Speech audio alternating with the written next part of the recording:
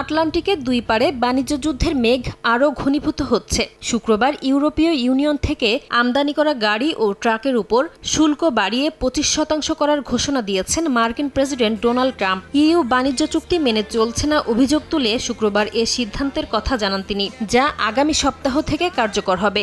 পাশাপাশি ট্রাম্প বলেন, যুক্তরাষ্ট্রে কারখানা বানালে কোনো শুল্ক দিতে হবে না।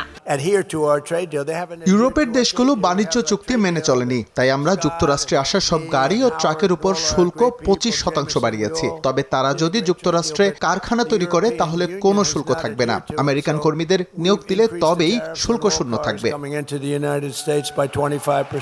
ট্রাম্পের এই ঘোষণায় তীব্র প্রতিক্রিয়া জানিয়েছে ইউরোপ। ইউরোপীয় পার্লামেন্টের আন্তর্জাতিক বাণিজ্য কমিটির চেয়ারম্যান বার্ন্ড লাঙ্গে এই পদক্ষেপকে সরাসরি অগ্রহণযোগ্য বলে মন্তব্য করেন। তিনি দাবি করেন, ইইউ গেল বছর স্কটল্যান্ডে স্বাক্ষরিত বাণিজ্য চুক্তি পুরোপুরি মেনে চলছে, এমনকি চুক্তি বাস্তবায়নের আইন তৈরিরও কাজ চলছে।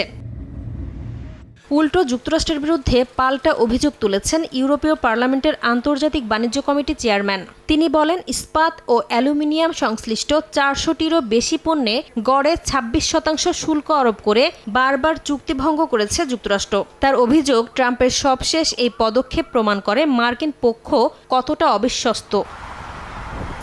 এমন পরিস্থিতিতে ওয়াশিংটন চুক্তির পরিপন্থী কোনো পদক্ষেপ নিলে ইইউ তার স্বার্থ রক্ষায় সব বিকল্প খোলা রাখবে বলে সতর্ক করেছে।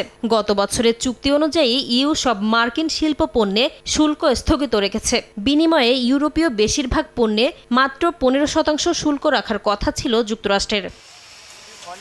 ইউরোপীয় ইউনিয়নের সমীক্ষা সংস্থা ইউরোস্ট্যাটের তথ্য বলছে, 2024 সালে ইইউ যুক্তরাষ্ট্র দ্বিপাক্ষিক বাণিজ্যের পরিমাণ ছিল প্রায় 17 লাখ কোটি ইউরো, যা দৈনিক হিসেবে গড়ে 460 কোটি ইউরো। পাল্টাপাল্টি উত্তেজনায় এই বিশাল বাণিজ্য সম্পর্ক এখন অনিশ্চয়তার দোলাচলে ঝুলছে। নাসরিন রুমি, সময় সংবাদ।